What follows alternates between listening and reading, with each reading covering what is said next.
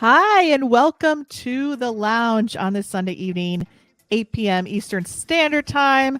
So excited to be connecting with you tonight. And for some reason, we have some dance pop that just automatically came on.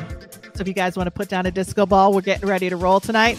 I have something very, very, very exciting for you. Yes, I do. So if you're here and want to say hi, because the energy is high this weekend, say something in the comments. Let me know you're here. We'll say hello to you. Let me know how you're doing. Let me know how your fall is going. And I just can't wait to talk about tonight. So without further ado, I just want to do a little housekeeping for anybody that's new. Hi, I am intuitive guide, transformational mentor, leader, whatever you want to call me, Marisa Liza Pell. And if you're not following me, and you really should, make sure that if you're on YouTube, you connect, subscribe on my YouTube channel, Connection Beyond, so you're getting notifications so you can interact with us live. Not only do I do the lounge, but I also do a lot of other live streaming, and I have my monthly energy forecast. So if you're not on my email list, make sure you go to the link in video for the monthly video forecast. I do those on the 15th of every month. And if you don't know me yet, I'm all about manifesting, stepping into your purpose, accelerating your intuition, and grounding and balancing your body for peace, calm, and to be more present in life. And season 3 of The Lounge is all about having the courage to step in to your purpose. It's one thing to know it. It's another thing to actually step into it. And the methods that I teach and that I go over are kind of like a 3-step method to getting you through the doorway into your purpose. So this season, I'm interviewing guests, authors, just regular people, friends, business associates of mine that really had the courage to really make that change in their life and really step in to a life of greater freedom and purpose and the income that they want to make. So if you're thinking, hey, life is on autopilot, I'd like to make a shift, I'd like to make a change, the fall is your season to actually get that moving, get that going. So I cannot wait to bring on my guest today. And one more thing before we get started. I'm all about intuition. I'm all about you recognizing what your intuitive strengths are, because if you know what your intuitive strength is, it's like refining a pencil. You could tune into that for all areas of your life. Not so much like you want to be an intuitive, you want to be a reader. It's more for your own internal compass and to know what decisions you need to be making, right? So you want to make big decisions in your relationships, in your career, in your business, hiring people, making new friends, whatever that is. You're going to have to really understand it and know what you're feeling, and not only know what you're feeling, but to be able to trust it and take action on it. So if you're not sure what that is, take my quiz. I wrote it, I made it, and it gives you 1 of 4 results. And when you're done, make sure you pop into the comments and let me know what you got. So also, if you're on Facebook, make sure you like Facebook to get on our live streams when we go live. Also on the IG. Same everywhere. You can find me everywhere. That's fine. And like I said, today, I like to surprise you because, I have authors on talking about serious stuff. Then I have people who have near-death experiences. Then I have people talking about breaking patterns and transformation. And sometimes I have people just hanging out with me, right? But today, I think I want to do a little series that is kind of important to me. And I've been really connecting with people in my life that are really embodying the theme of what we're talking about, and it's alignment and stepping into your purpose and designing a life of freedom that you really love and you want to wake up and feel fulfilled and energized with every day. So I am going to introduce Cheryl in a minute.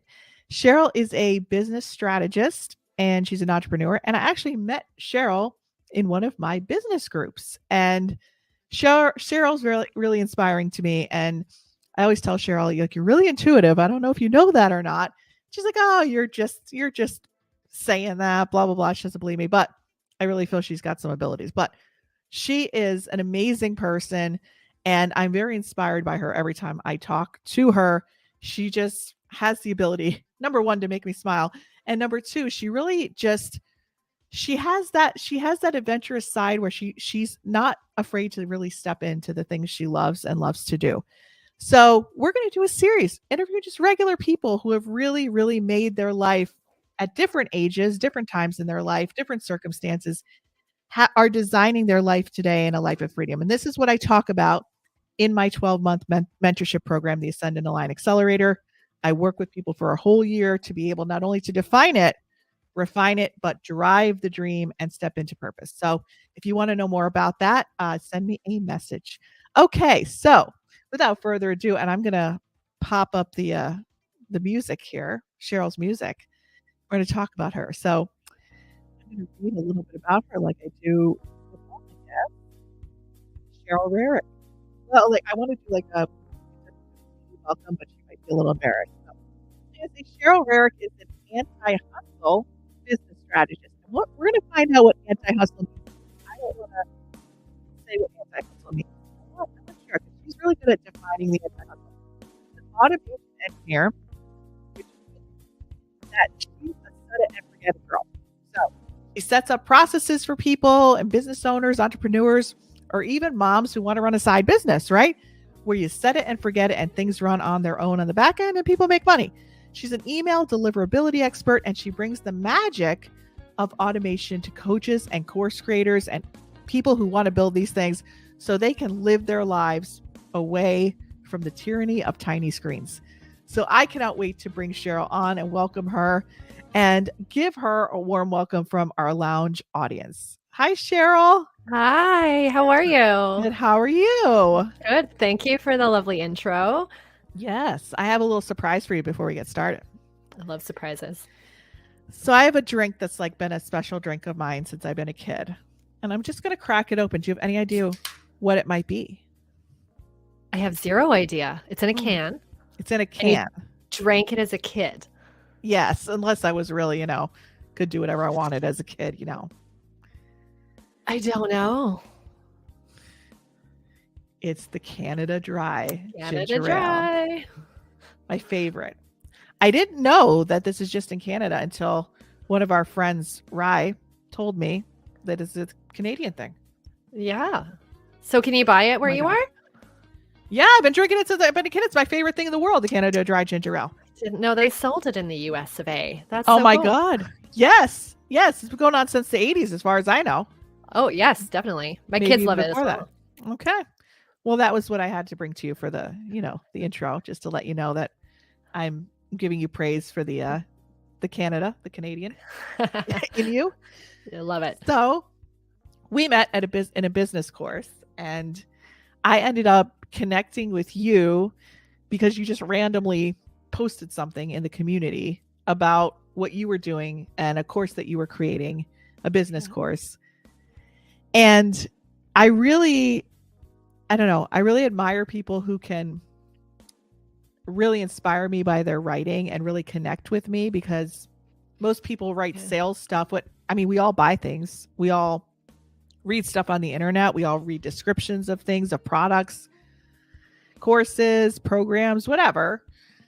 And you had written this page about your product, and I had never met you. And I usually that's not me to just go and take a course from somebody or learn from somebody that I haven't really heavily researched, that I haven't listened to their podcasts, or I haven't really gotten a sense of them on video, sense of how they learn. And I'm like, you had done something with writing out people's pain points and problems and what I was experiencing, to where I'm like, is she reading my mind? Because I've been reading minds for a long time, and this is kind of crazy. And it was just like, yeah, if you want to just, set up your processes in your business where you just set it, forget it, and chill. And you had all these references to, you could be going to the movies right now, and you could be taking a bubble bath, and you could be, and it's like, I'm imagining all these things. I'm like, yeah, I'd love to be doing that right now instead of doing these things. And I said, I just something about this woman, I just have to sign up. And whenever I sign up for things, it's like I sign up for things thinking I'm getting one thing, and there's all these other little gifts that come along with it. True. So, you out my audience, people that are here that are my loyal audience that are on my newsletter, you all know that I've been doing this switch of email providers because I've been emailing about it. And Cheryl is behind that. She's the one who's helped me do that crazy migration. And she's the one who told me to make sure you guys respond and let me know you got the email about the monthly forecast. And so we kind of had to work together like a lot in the last couple months.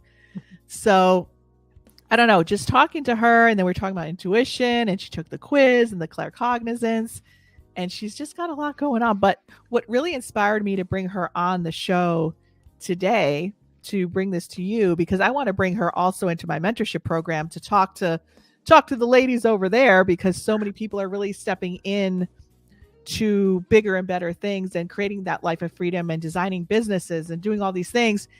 And they reach those stuck points, they reach those points where they're like, well, I'm a mom, or I got to, kind of the back to school thing hit for a lot of people where they were making progress. And then the back to school month hit. And then I have people coming on the call saying, should I really be doing this? Because I really got like a setback because of back to school. And then they start doubting themselves. And they're like, I can't really step into something fun to do for a living that, I could just be with my kids and still be making money. Right. So, I find your story inspiring because up to, I don't know, maybe a week ago, I didn't know your story. And when I said, Cheryl, like, tell me a little bit about like your background and where you came from, I was like, this is exactly what the lounge needs. This is exactly the inspiration for the manifesting in the fall, people really stepping into their purpose and doing something they love and creating a profit from it too. So, and this, if you're doing something you love and it's relaxing and enjoyable, and you could design your life of freedom where you don't have to struggle for the hustle for every dollar, you're going to be able to be a more present parent. You're going to be able to be a more present partner, friend, family member, and also do all the things you didn't ever think you had the time to do anymore, right? So I want to know a little bit about you, and I want to introduce you to our audience, and tell me a little bit about what life was like before you made this transition to what you're doing now. What was the old Cheryl like? What was life like for you? Great question. The old Cheryl. I think it all started, the journey to entrepreneurship is the big journey, right? The journey into being my own boss and creating my own rules and living on my own terms started accidentally, actually. It was because the regular world, the regular corporate world, job industry just stopped working for me after I have kids. Yeah. Like I had my first baby, and then luckily I'm in Canada, so we got a year to be, with the baby, and then they're a year old, and it's still hard to leave them and go back to work. And the cost of daycare. And then I had my second child 2 years later. And now it's like, I'm paying money to go to work. This doesn't make any sense. And it's so challenging that it's just not built for moms, the structure of how we have, the 9-to-5 job structure, and then the cost of daycare and everything else. And so I just really had to solve that problem for myself and figure out, okay, how can I make money but still be with my family instead of working just to pay someone else to raise my kids, which is the result that I was having. So it was a journey, definitely. It's not like it happens overnight, and it's not like it's easy. But it happened, like looking back now, it's funny because I hear you say like when you're ready to step into it, because knowing it is one thing and then stepping forward is another thing. It happened in phases too, right? Like for each step I was ready for. And at the time, I think it was frustrating when you have a dream to just like get there already. Yeah. Yeah. Because you want to get there already. Because you know it, but you're not ready for every step yet. So it was a slow process, but I did start, it was in marketing I was working for a company. And then so to step out on my own, I just started doing what I was doing for the company, but for lots of small businesses that I just met through having conversations. Like I fell into it really accidentally. Or intuitively, who knows? Oh, maybe you don't know. Maybe I don't know. Right. But I just met people who referred me, and I never had to advertise. I was really lucky how I just fell into the right opportunities. But I just started doing what I was doing for a bigger company for the small company, and it was very contract work. It was very freelance work at the time. And it felt freaking amazing. It felt so good that people were paying me directly 3-4 times what I was making working for someone else. It felt great. And it solved a need at the time, right? I got to stay home, work from home with the babies, and make some money. More than I was making working for someone else. But then you start to learn things about entrepreneurship, and you learn that, okay, wait, but now there's unpaid time too. Like, you're getting paid for the contract work, but there's so much time involved in marketing and the back end stuff and all the processes and things like that, right? So you're like, okay, maybe I'm not actually making more money. It sounds like I am. And then you get into it, and there's all of a sudden I'm working till midnight again. Mm-hmm. At least it was for myself. But I still wasn't in charge of my time. And I was still having to answer to other people, be at their beck and call at the time as well. So I restructured again, and I went into more of like an intensive, instead of just doing contract work where I was on retainer all the time and had deadlines all the time, I went into more project work. So there was a clear beginning and a clear end to the work, tie it up in a bow. And that worked well for a while until I was ready to step into the next phase. And now I'm in a place where I'm more of a coach and teacher. Mm-hmm. And I get to be much more in control of my time, because when I'm coaching, I'm in a group setting. I have like certain days where I coach, and people don't have access to me at all hours of every day of the week. So it's grown in phases to get where I am. But when I call myself an anti-hustle business strategist, that's what I mean, is building a business that works for your lifestyle that you want. And we don't have the same lifestyles, and we don't have the same strengths. So for me, time freedom was the number one thing, even more than financial. Like, financial freedom is important, but for me, time freedom was even bigger. And being, my kids sick, being able to go pick them up, going to the school concerts, just not feeling it one day, don't work that day. That kind of time freedom was the dream that I had.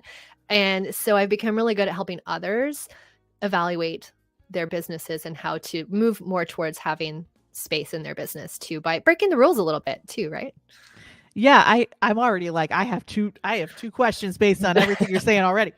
So yeah, I was able to see you launch the new group program, and be a part of that. And at the first time you came on, you're like, oh, this is the first group I'm running. And I'm like, wow, I wish you didn't even tell me that, because I mean, you were already you made it so comfortable for everybody. And if you didn't say that, I wouldn't have known. You know what I mean? So like, it was great. So the one question I did have, because I've been in business 25 years for myself, so I worked for somebody one time, and I said I won't ever do that again. Like, right after college, I actually got fired from the because I had a psychic fair there, and they were like, oh, there was too many people who came to this fair, so we have to it doesn't matter. It doesn't matter. Confusing. Yeah. So anyway, I'll tell that story on another time. Yeah. So where was I? I'm like, the psychic fair and psychic fair. You had questions about my story of moving to group coaching. I was a promotional director at a brewing company. That's what I did. So I walked out of there. I said, I won't ever do this again. So when I had, my daughter, like, I didn't ever have, like, when she was sick, I was home, anyway. So I asked somebody the other day, I said, because she was home for a few days. I said, what do parents do that like work and their kids get sick for 3 or 4 days? They can't have the babysitter there. They can't send them to daycare. So what do you do? Like, because I'm so out of the corporate world for so long. What happens then? Do you have any idea, like, what people do? Like, because what do people do? They suffer. Like, what is this? They have to miss work, and then they lose income. They're at risk of losing their job if they miss too much. And being sick is one thing. That's stressful for everybody, right? Yeah. But there's also just like school holidays and parent-teacher interview. Like, the amount of stuff that happens in the middle of the day, I don't know how parents with real 9-to-5 jobs make it work. And I would assume, I haven't See, I went into entrepreneurship when my babies were babies. So I didn't do that through the school years. But I would just assume it's very stressful and a lot of pressure, and they miss out on a lot. Yeah. And how many times do you get to go pick your kids up when they're sick before you get fired? Right. Because it's too many days. It's like, I don't. And then there's, my friends who have more than one kid. So there's 2 or 3, and, it goes around the house. And then I have 3, and it you have goes 3. Right. One brings it home, and then it takes a few days for the next one, and then a few days for the next. So it's like 3 weeks of sickness usually, right? Yeah. Yeah. And I wonder these days, like, it's really, women, it's not like back in the 20s, like it's equal partnerships in the home these days. And women do want to have a passion and purpose and what, like, I enjoy working.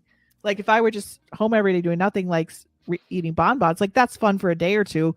But like, I have to feel like I'm making a difference or making an impact or having something other than managing a household. And I think that, by the time people raise the kids and the grandkids come around and then they're like, oh, I'm too old to design my dream. And I don't think that's the truth. I think people can design their dream at any point and step into those things that they, I have a friend of mine, really good friend. He's 56. And he called me up the one day and I interviewed him about a year or 2 ago. And he said, all my friends are laughing at me, but I know that you'll support me. And I'm like, what's up? He said, I always had, and he retired from the postal service after like 30 some years. And he was like, I always wanted to be on a college baseball team. And I'm like, okay, let's do it. Like, so we kind of brainstormed it and stuff. And we talked about it. And he was on all national news last year because he got on I was playing college baseball. Like all the news channels like just picked him up, and he did it. He's had the time of his life. And at first all the kids on the team were like, is that the coach? So he's like, no, it's our teammate. But after a year they were all like, we love Jim, blah, blah. And it became a huge, like, since people were coming to watch the games because Jim was like playing, and he's still, this is his second season. He's back on the team this year too. So like, I always tell people, like, it's either I have no time is the sealer. That's why I can't build my dream. I have no time. I don't have the finances, and I don't have the freedom. Yeah. But those things in my world and what I'm doing, what I'm teaching, they're all a result of being stuck in a certain nervous system state of like fight or flight all the time, just being in survival mode and being stuck there and not, being able to feel like you have the time. So there's a lot of solutions that, I believe our brain gets stuck in that sometimes. And so we can't possibly choose that next step or that career because we're going to be choosing that based on survival. So if we're in survival mode, you're like, well, I got to choose the job based on my financial security, right? Or the things I just need to do to survive, because you're in that mode.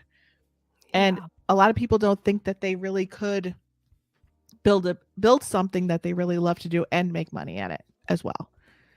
So I was there. I spent a lot of time in survival mode.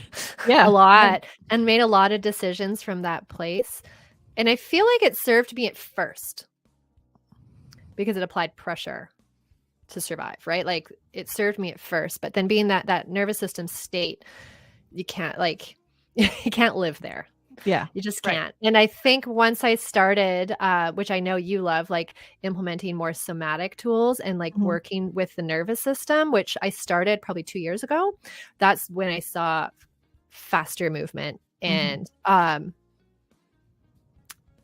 what's the word I'm looking for? Just calmer growth, like less pressure, less stress, forward movement without the push and the hustle. That's what I mean by anti-hustle as well, right? Like that grind and that constant have to work 24 hours a day to make ends meet, that there's better ways for that. Yeah. And the other question I had for you that I don't want to forget about is you talked about the corporate thing wasn't working when you started to have kids, but then you talked about how you just started getting these opportunities, right, to work for people, and you started talking to people. So that you knew you didn't want to do that. You knew You had that sense. You had that resolve. I don't want to do that.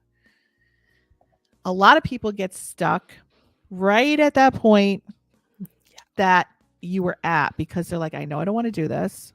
They don't know how to step in to having something that's not, they're not getting paid every week. And they don't know how to bridge that point to where you got to. And you're saying like, they're looking for the perfect way or the solution or figuring it out. But you're just saying you just started talking to people. Can you tell me about how you had the confidence and what the mindset was that you had confidence in yourself to say, I'm just going to start talking to people? Did you think it was going to lead to this, or you just were just talking to people? Like, how did this, where was your mindset there? And what made you have the courage to try? Well, part of it was the job I was in was changing the position. The boss wanted to change my position into something that I did not want. So there was some outside pressure and time factor, like, okay, it's make or break time. And I think like sometimes we can get stuck spiraling in those negative, like that was a negative thing, that the boss wanted to change a job into something I was not interested in, taking away all the things I love to do about my job and moving me into places that were not my strengths. I could have just suffered and stayed for the paycheck. Like I could have just had a bad year and just gone with it. Yeah.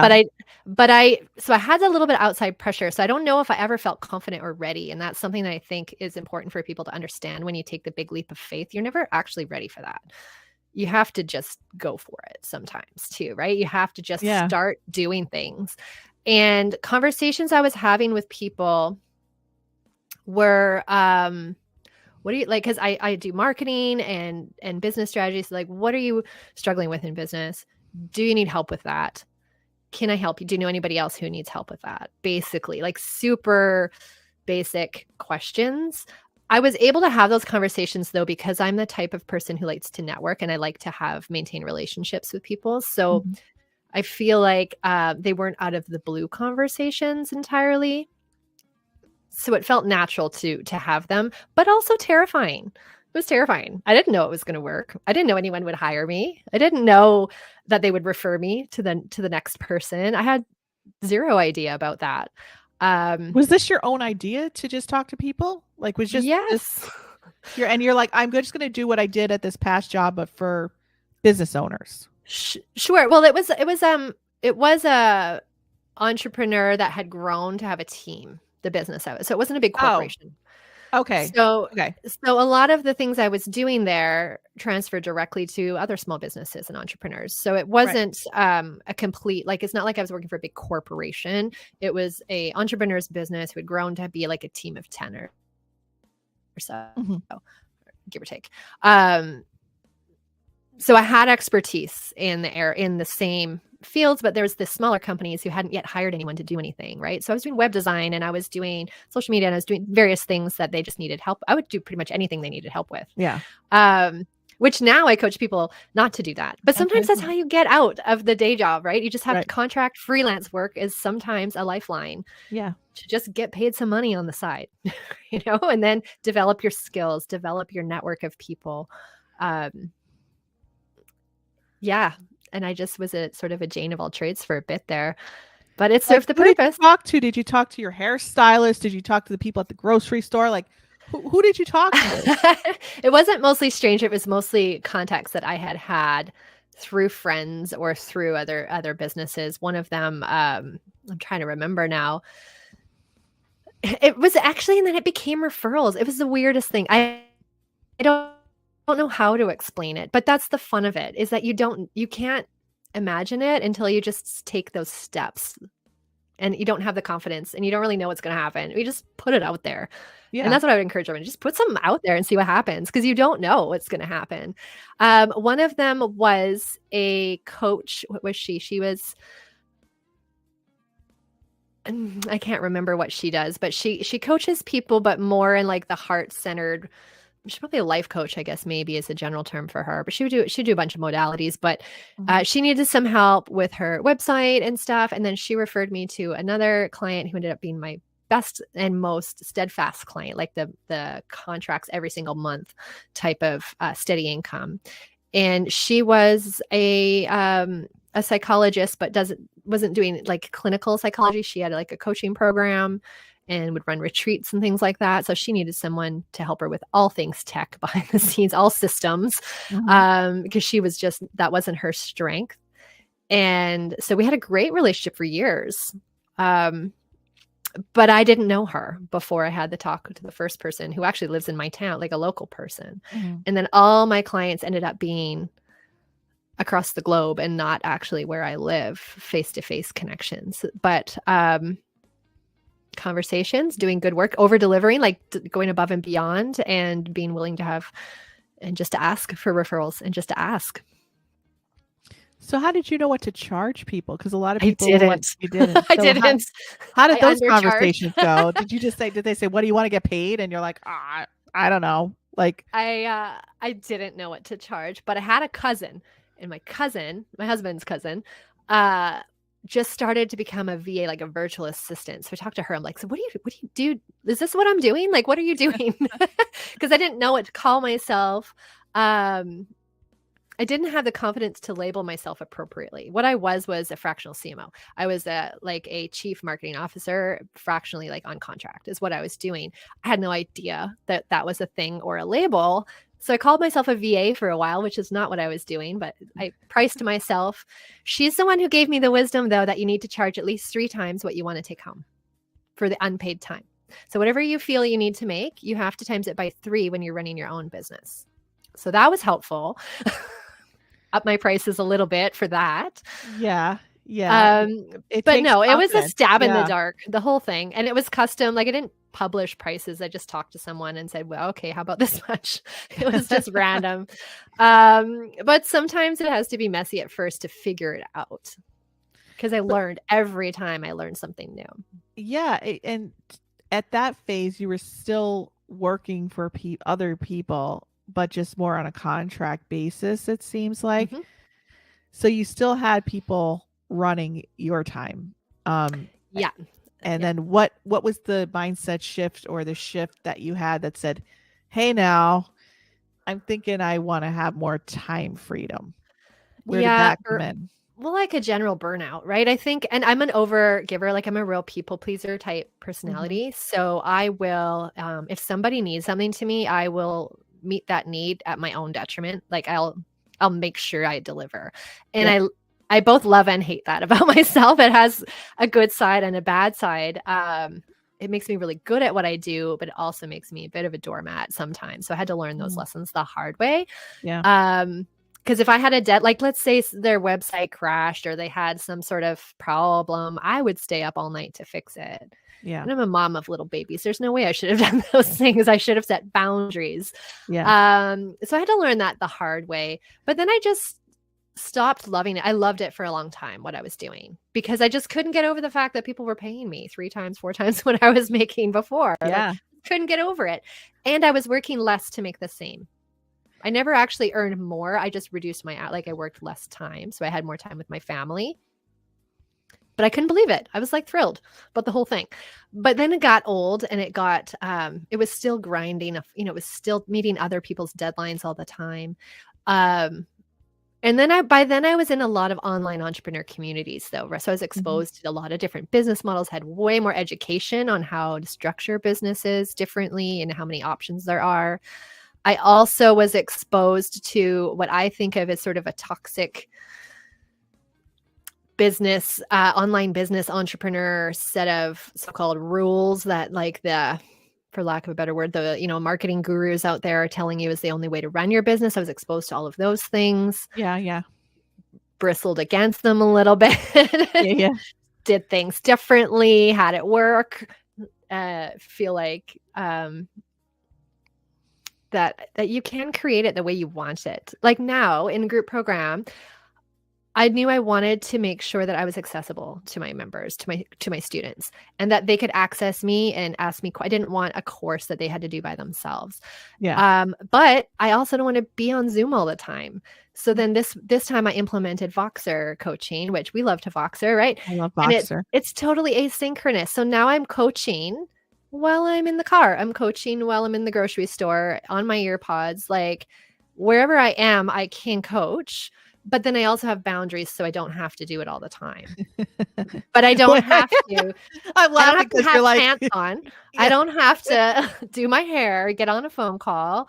But I can still provide the value that's very valuable to my people. So I think it's so great when you provide those visuals because people can like imagine and be like, wow, like you're like, yeah, I'm in the like literally this Voxer. For those of you who don't know what it is, it's kind of just like a walkie-talkie app where you could send voice messages back and forth to people. And that's how I do things with my guests who come on the show instead of emails back and forth where I can't find the email. And I get to actually, hear somebody's voice and brainstorm on topics and talk to people about dates and stuff. And that would take me emails and it's just like loses the connection.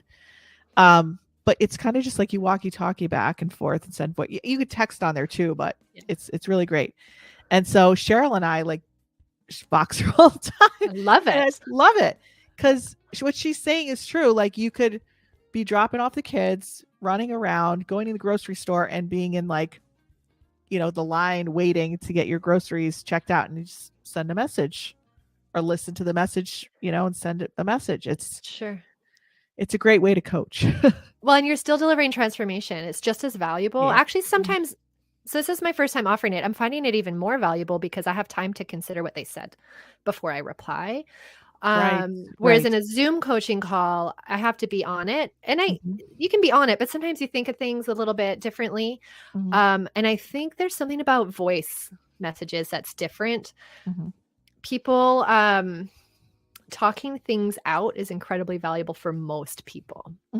They come to their own conclusions. They often solve their own problem while they're describing it out to me, like because they have to talk it out. They actually come to their own conclusions, and then I just have to validate those a lot of the time. So it's been really magical, and I didn't implement it for those reasons. I implemented it for my own lifestyle reasons, but it's turning out to be really great. But that's what I mean about you can think about how you want to run your life, like your lifestyle as you build your business. Yeah. It's important to me that my clients don't build a business they hate. I say that all the time because I've seen it. There's so many entrepreneurs that do everything that they think they should be doing and then back themselves into a corner doing something they don't actually like doing. Yeah. I can understand. They feel like they should, but they don't actually like it, Yeah. So. I spent 25 years doing one-to-one work and groups and large groups. And when I found out about when I got that desire to say, let me teach some online stuff, it was nice to have income coming in where I wasn't like on the clock, for every minute, that I had to like, and it's draining one-to-one work for that long. You know what I'm saying? It gets to be a lot. And it's nice to be like, I'm at the grocery store and somebody just got a course that I made and they're getting great results out of it. And it pops up on my phone.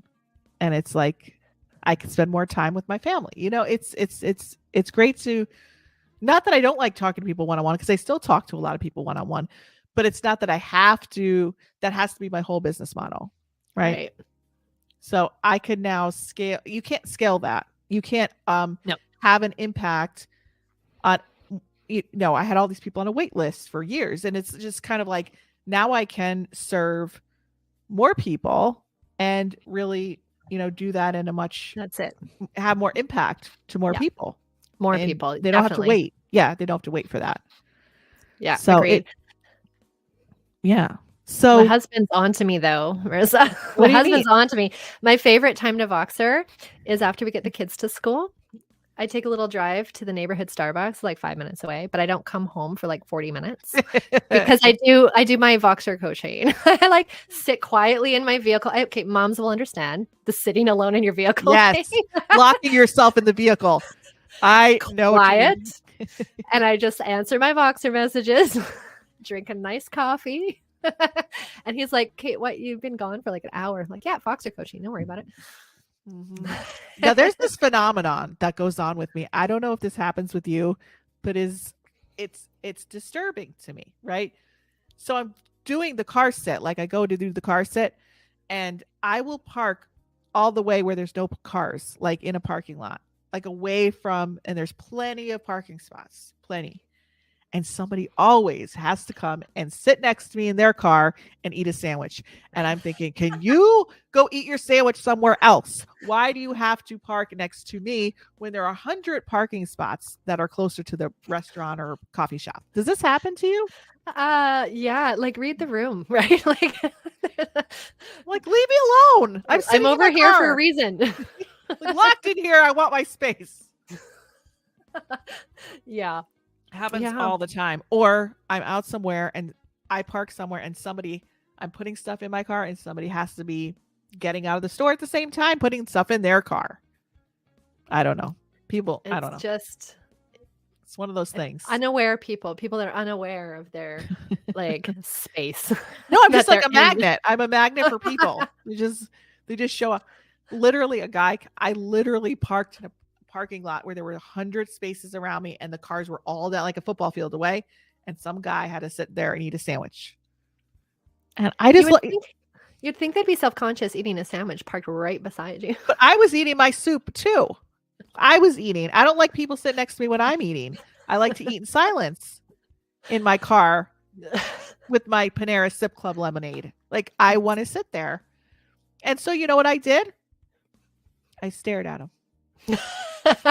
I put down my soup and I just looked and I stared and watched him eating. And I was and I sent the energy of, okay.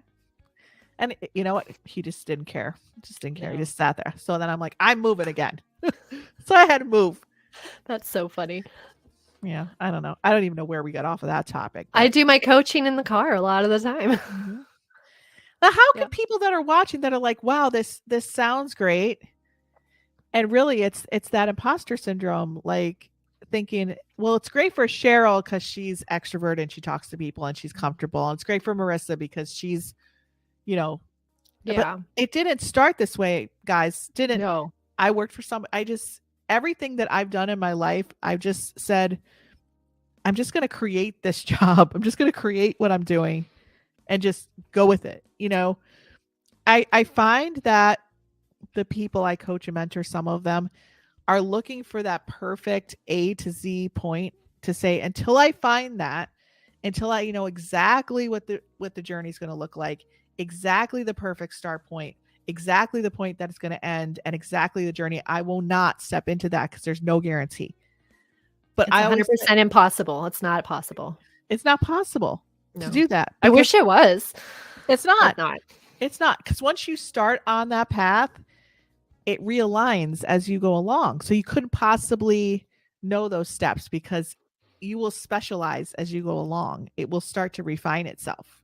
So taking action, just taking action. But how can we get people past those suck points who are sitting there listening to us right now saying, man, I always really wanted to do, like, let's say someone just wanted to get involved in their kids' school and there's an opening for a basketball coach and they're like, oh, I really want to put myself in for that experience. But they're afraid. They're afraid to ask, or they're afraid that they don't have enough experience, or they don't have enough, they're not weren't like an NBA basketball player. like how can just the average person like you or me who's done this, how can we get them past that point, those little stuck points, to say, I'm just going to be okay if it doesn't work out. I'm going to be okay. I'm going to pivot. I'm going to keep going until I get a yes. Any tips on that? Well, what I would have said back then and what I'd say today are probably different. What I would have said back then is, like, you just take the smallest step, that the first easiest step, just any forward motion at all. Because once you're in motion, it there's momentum there, but being stuck and frozen is the issue. So what's the first step to be that basketball coach? A phone call, maybe an email. Phone calls are scary. Send an email. Mm-hmm. Or just talk to another parent, what they think about it, or have they heard of this, or what do they think about you doing? I don't know, just anything, the smallest, least scary step first, because then you'll build the confidence as you go. That's what I would have said. Today, with experience, what I recognized in myself then is, like you teach, is nervous system regulation. Yeah. I think, I don't really know how I pulled it off without more nervous system regulation. Part of it was survival, though, for me. Like, I needed to be home with my kids. I had to find a way. I had the pressure. But now, without that type of pressure, the way I feel scared all the time. We all are. It doesn't end, right? It just changes. I'm scared of every new thing I do. But nervous system regulation is the thing that allows me to still do it. Because here's a fun story. Even a year ago, because I've been in business for myself 10 years. 10 years or so I've been since this story started with the freelancing. But I would say even not last fall, but the fall before. So two years ago, I was terrified to be on camera. So I ran my business entirely behind the scenes. Really? You're so great on camera. Oh my God. So how did that happen? I was shaking my boot. I would decline. I wouldn't go on show. I would never be on this show. There's no way I would say yes. I wouldn't have had a group program where I'm recording like lesson videos with my face. Yeah. No, never. I was terrified of it. And I didn't know why I was terrified of it. Like, it didn't make logical sense. I actually didn't even really think I was scared. I just avoided it. And I have a friend who you've just met. She's an EFT practitioner, like emotional freedom technique, the tapping, The tapping, who called me out on it. Like, why won't you do video? And I'm like, turns out I'm scared of it. But why? Like, what's wrong with video? It started with Instagram. I was afraid of posting on Instagram. I was just avoid it at all costs. And through discussion with her, it came out that I was actually tied to past things with my father. Invisibility wasn't safe for me and my mom at that time. I was probably like 18, 19, 20. So I wasn't like a child, but it's still a part of my past where being visible was scary. And on a nervous system, my body knew that. And my head didn't know that, because in my head, I'm over it. Like, I'm not scared of that anymore. Like, there was no mental issue about it. If you asked me if I was scared of being on video, I'd be like, no, I'm not scared. But there was a block. A visibility block, being seen. Had to do, it was terrifying to my body. That was just like not going to happen.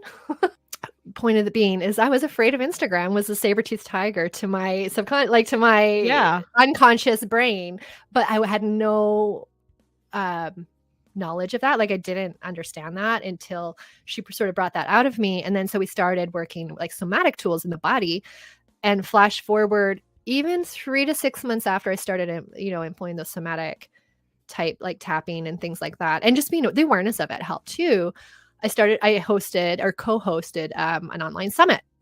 I started going on podcasts. I would be happy to do a video like this. And then I created my online program where I'm teaching on camera and recording it.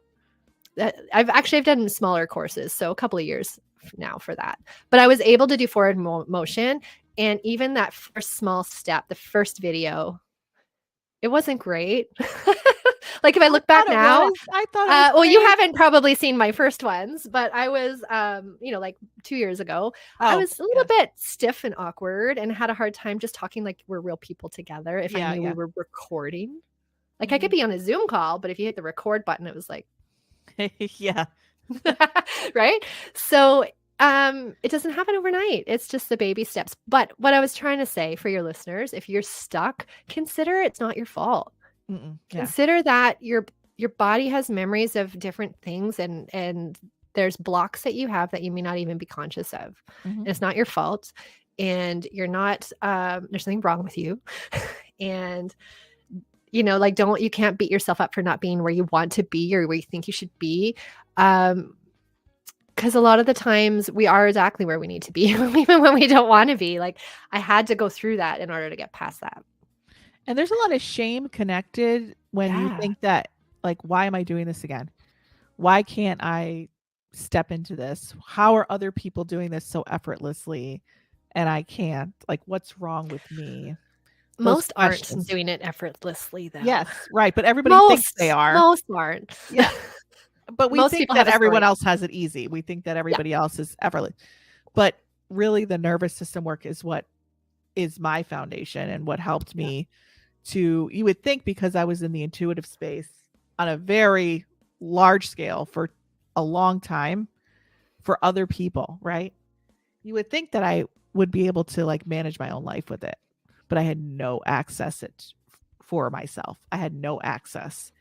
And it was only through the nervous system work that I was able to come back home to myself and really know what it is that my intuition was saying for me. Yeah. And that takes some time. Like, I'm sure you had no idea why you didn't want to do Zoom. Like, it takes time. It's not like a one time you do a tool and you know everything. It's like, it doesn't work that way. It's a process. It's a practice. Yeah. Right. Because for you, being seen was like, oh, somebody's going to get information about me and use it in a bad way, you know, like, because that's what you were used to. Like, I mean, I guess like consciously, I wasn't thinking that. Right. But subconsciously, obviously that's the message that I learned when I was younger. Yeah. The critical stuff. Yeah.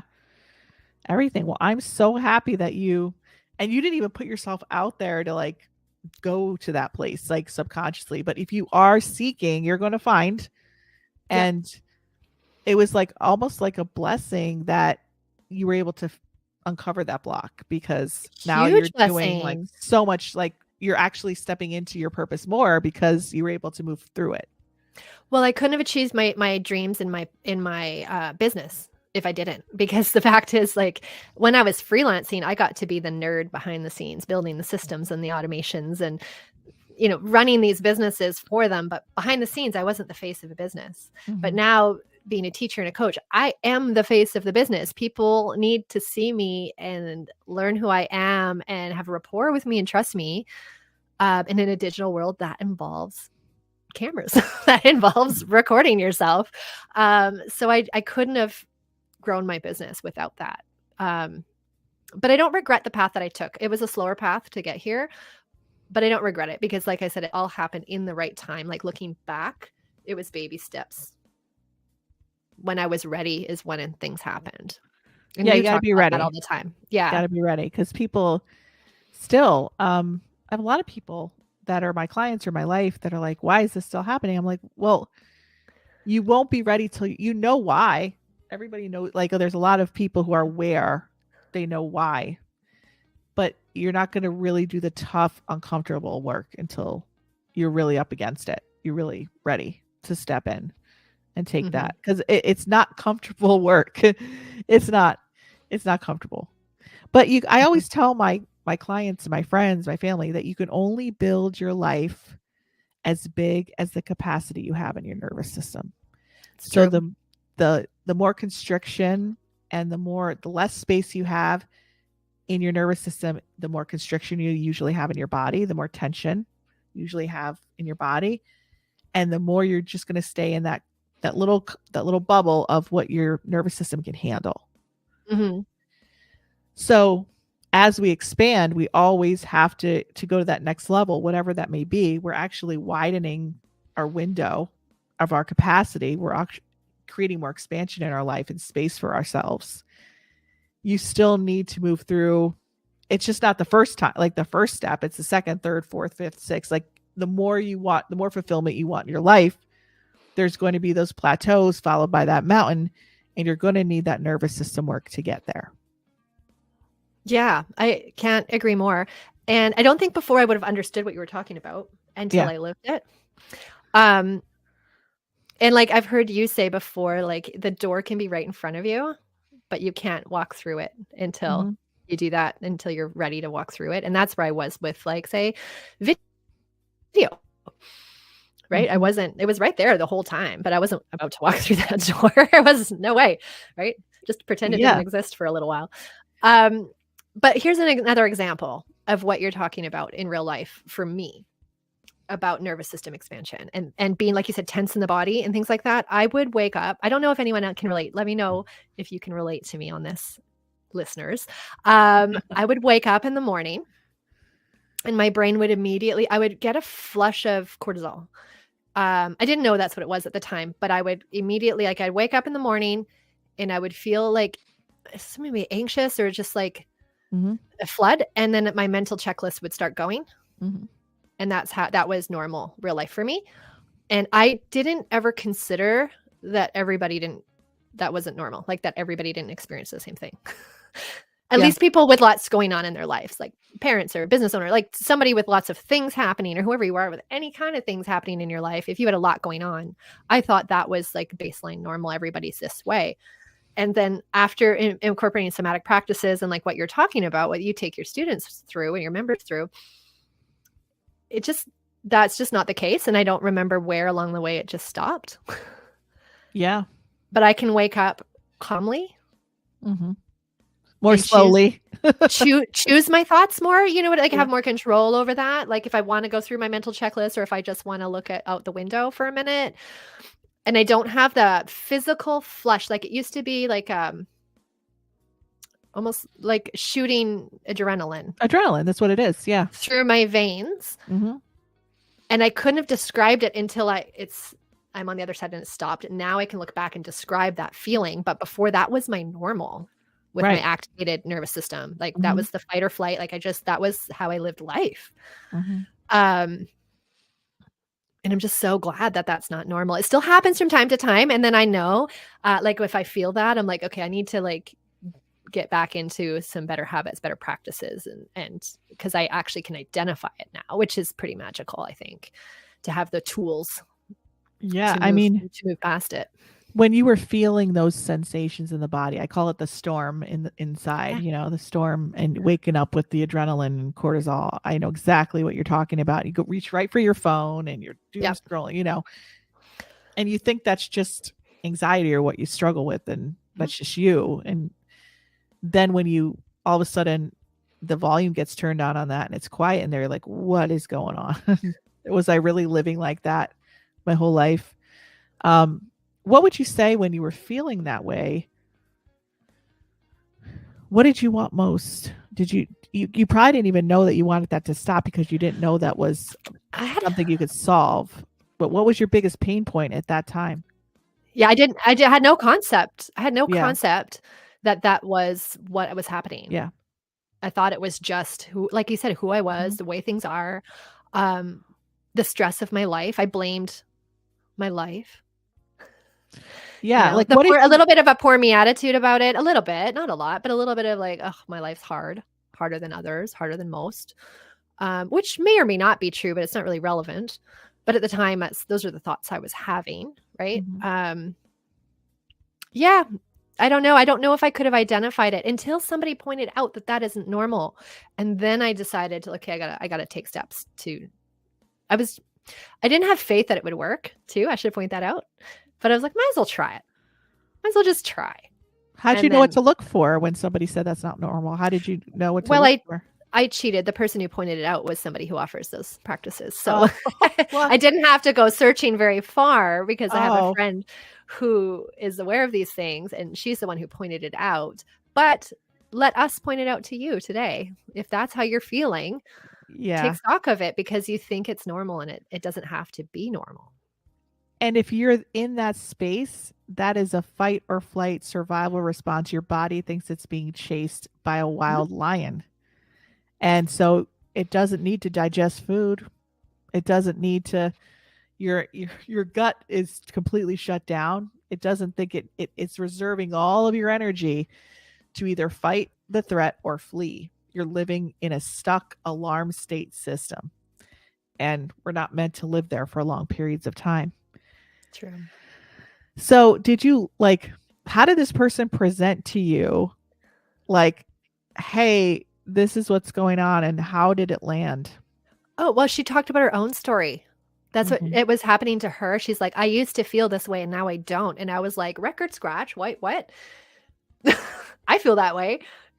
Like, you don't feel that anymore? Like, how is that a thing? So it was just by hearing someone else's story, really. And it never dawned on me. It just never dawned on me that I thought maybe it was anxiety or just busyness or I don't know. Like you said about time, when you're in that activated nervous system, you have this time pressure. Like you feel like you're running a race all day. Yeah. And I felt that for a long time. Yeah, the operative word in the fight or flight response is I must act immediately. Yeah. I must do now. Everything's urgent. Everything's immediate.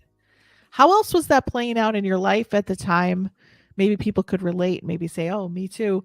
But like in the morning, I could totally relate to that. How else was it playing out in your life, your day-to-day life at that point? I feel like it still does from time to time. I don't feel like Yeah. I'm not like calling you from the other side here. Yeah, like it's still, of course, if you get stressed, it It's still still happens to me too. Yeah, I get it. yeah. Definitely. Okay, so the difference is accessing my creativity more now. So I think before I was very stuck in tasks and had a hard time when I had to do any creative work because I was felt rushed. Like Mhm. with pressure, like you can access your creativity when you feel that pressure. So like in work, I would and task switching, never getting anything done because Yeah. you're panicked. Oh, this is urgent. Oh, this is urgent. Oh, this is urgent too, right? Yeah. Um those types of pressures showed up a lot for me when I felt that way for sure. And then you probably lost time with Oh yeah. being present with your loved ones, your kids. Yeah, And and even like it's a self-fulfilling prophecy when you don't have time, you actually have less time. Like you sort of yeah, yeah. create that because by Yeah. task switching, I wasn't being as efficient as I could have been. It felt urgent, right? But if I would just focus on one thing at a time, it would have been a better solution. Yeah, time with loved ones and also shorter temper, I think, because Yeah. you feel pressure. A lot of pressure. So I felt had a shorter, I had less patience for my kids. Um, just like rush through bedtime so I could get back to whatever urgent things I thought were urgent. Mhm. Like that kind of effect on the family for sure. Yeah. I don't think it was drastic because I was conscious of like not trying to put that on them, but it's impossible not to when you're just feeling that way all the time. Yeah. Yeah, and you just don't know how else to release that pressure. Yeah, it's not on Except purpose. yeah, except for then going into the lower nervous system state, which is shutdown. So you Yeah. get overwhelmed, burnout, shutdown. So you're living in either shutdown, you're living in survival, one or the other. But there's another state that people don't know exists because they're stuck in the alarm states, right? And when I found a little drop of that, I was like, how do I get more of this? Because I thought I had to find that in my work or, any recognition in life or a relationship or, the next celebratory event or whatever. I thought that, or financial abundance, whatever it was. And then I get those things and I'm like, ooh, that wasn't it. That didn't do it. And then Yeah. when you go through all the cards, you're like, all right, now what? Because this is still going on inside of me. So now what? This is the way out, Mm-hmm. you know? And the only thing I wish that somebody taught us nervous system stuff when I was in grade school and taught you like these things. And I just had on a guest a couple weeks ago, or maybe last. I don't even know what the guest lineup is, but she wrote. She got so much relief from nervous system work that she wrote a kids book for kids on Oh, regulating their nervous systems. that's great. So once you learn it, it's the whole family ends up doing it. I try. My kids are resistant because it's me telling them to like showing them, especially like my preteen. She's like, I'm not doing that. Are you kidding? Yeah. My younger ones are more open to it, but I teach them things just for like if you're stressed at school, just what can you do under your desk? Like you can finger tap Yeah. your knuckles or like take a pen and like pendulum swing across your meridian. It's very calming, like just very small little things that you can Yeah. do. Now those aren't delivering transformation, but they can sure Yeah. calm you in a moment of stress. Like in the car or something, when you don't want anyone to see you. There's some really small little practices that you can use that can help. But if you're looking for transformation, you really have to, I think, commit to learning more about it. Yeah. It is a 'Cause it's a process. practice. Yeah, Mhm. process and a practice, like regularly. Just like exercising or something, the more regularly you can do it, the better. Yeah, you can't just join a gym and go in and bench press 150, but after 6 months you might be able to, right? Yeah. It's kind of these are neural exercises for your brain. They actually rewire your nervous system. So the skipping record that's going on, it's replaying past tapes basically. And that's what your nervous system does. It's detected a threat when you were young. And whenever there is any similarity to that in the world now, it does not know the difference that you're 40 years older. Doesn't know the difference that it's sunny out and not, you're not at home as a kid. It does not know the difference, and it will put in the protector. The protector comes out. And I didn't know that this was something I had to fix. Yeah. I didn't know that this was what was leading me into, all this anxiety and shutdown and all this. I had no idea. And I was lucky enough to find the answer because I was desperate enough to seek it out, because I saw my clients cycling through the same stuff that I was going through. And I said, man, they're coming to me and they know that the guidance coming through is what they would be a healthier choice, would be a healthier decision. But they would laugh and say, it's all great, Marisa, but I'm not going to do it. And I'm like, I know you're not going to do it. Yeah. And some people would just be resigned to say, I'm just stuck. I know what you're saying. It's feeling good in the moment. These ideas are great. And I wish I could step into that. And then some people are like, I just want my dream relationship. I just want, this guy or woman to show up in my life. And I would say, what if they showed up today? Would you be ready? Would you actually be ready? Or would you be totally turned off that somebody was available to you and like emotional? Or you would probably run the other way. You would not be ready to step through that door. We think we want these things, but like, or just let's say somebody's a singer and all of a sudden they get a call from Simon Cowell, The Voice, say, okay, we're ready for you. Come on stage. It's your time. Record deal. People think they're ready. And then that golden door opens and it's like the familiar path versus the new path of the unknown. And there is work required to actually take your foot and put it through that door and walk down that road. There is so much. It's people think that it's not a thing, but it is a thing. It is a thing when you're up leveling your life.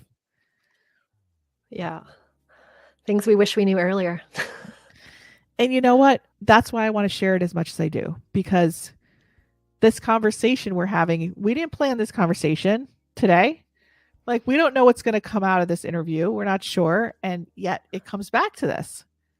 Yeah. Because it's what is helping you build, because people think, oh, like she's arrived. And today when we talked before the show, you're like, I haven't arrived yet because I still want more of this freedom. Yeah. I still want to design more freedom. And that's going to be a step through the door. Again, just like you designing this group program that I'm taking and you going on that first Zoom call was a step through the door.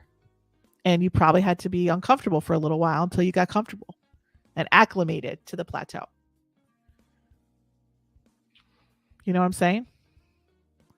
So true. So what's the next journey for you? But let's go take it back to the beginning. Oh, and the next journey. I'm still on this journey. I feel like I'm mid-journey still. I'm not at the end of this one. Mid-journey. The next journey, or the continuation of this journey now, I've developed the intellectual property that I'm excited about teaching, but now begins the visibility. Now I have the thing to sell that I'm passionate. I've had lots of things to sell, but like this is the thing I'm excited about. The thing to sell. Yeah. But now I have to sell, you have to be visible. Now begins the press tour, so to speak, right? Yeah. Like, I don't know how to do that, so I'm going to fumble around and just test things out. But you have to be visible if you're going to sell things on the internet. So I think there'll be a lot of nervous system work in my future, like continuing to support myself so that I can do that, and just buckle up for the ride. But in early stage, like going back to where I was when, like, if your listeners are still in that place where their regular job's not working and they want to design a job, like, you know, a life that fits their purpose and they're happy to do and excited, like that time when I was so excited someone paid me like directly for work that I did. I did say you have to start before you're ready. And then now we're saying, like, in order to be ready, you have to, you know, like do these things. Yeah. sometimes that very, very first step though, just do it. Yeah. Like just do the smallest thing. What's the easiest thing that you could do today to move in the right direction? And then if you can't do it, or if you're running up against something, then you know why. It's what we're talking about now here later in the conversation. There's a real valid reason why it's not you. There's nothing wrong with you.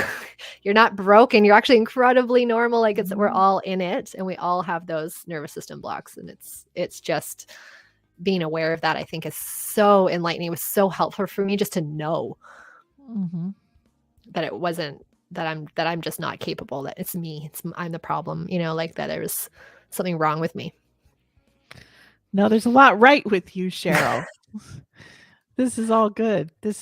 Well, we talked a lot longer than I thought we were going to. So this is great. How can people really reach you? And do you have anything that you want to put out there to our audience that you feel might be a good connector between you and anybody who's listening today that might want your help?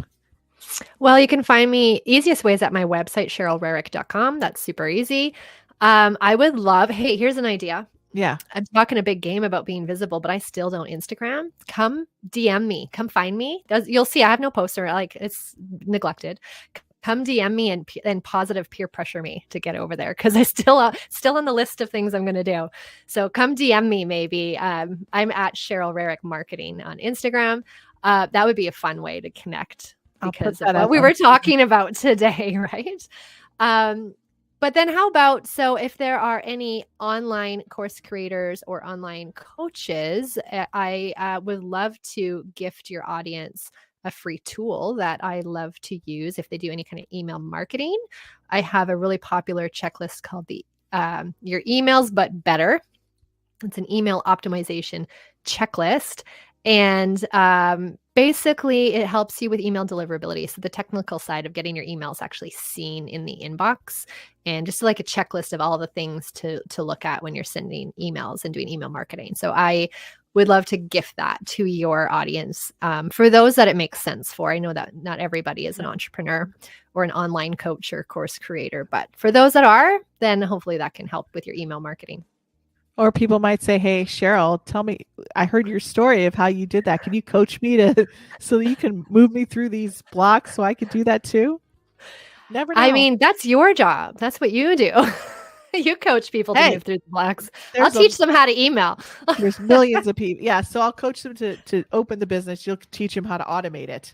There you go. Yeah. Partnership made in heaven. You just don't know. There's room for everybody here. And you just don't know who's going to want your help. I mean, people are drawn to different people for a reason. It's one of my favorite things. I love meeting new people in random ways that you wouldn't have known. Like that's how basically I started my business. So it's one of my favorite things. Yeah. And if you are out there and you're starting a business, or you're a business owner or an entrepreneur, the link for that will be in the link description in this video. And you could connect with Cheryl on Instagram just to say, hello, hi, I watched you on Marisa's show. Or, hey, I'm really interested in that download, and she will help you out. And I think we've succinctly really stayed on track with designing a life of freedom and purpose without the overwhelm. We really got deep into the concepts, and I didn't think we'd get that deep, but we did. I always like to go deep. Yeah, this is great. You were wonderful. Fun. You're wonderful to have on, and I'm so excited to for people to for our listeners to let us know, like, how did you enjoy this? And comment. We'll get back to you after the show or on the replay. And we'll see you next week. So thanks so much, Cheryl, for coming on today. We really appreciate it. Thanks. We'll see you guys very soon. Have a great day.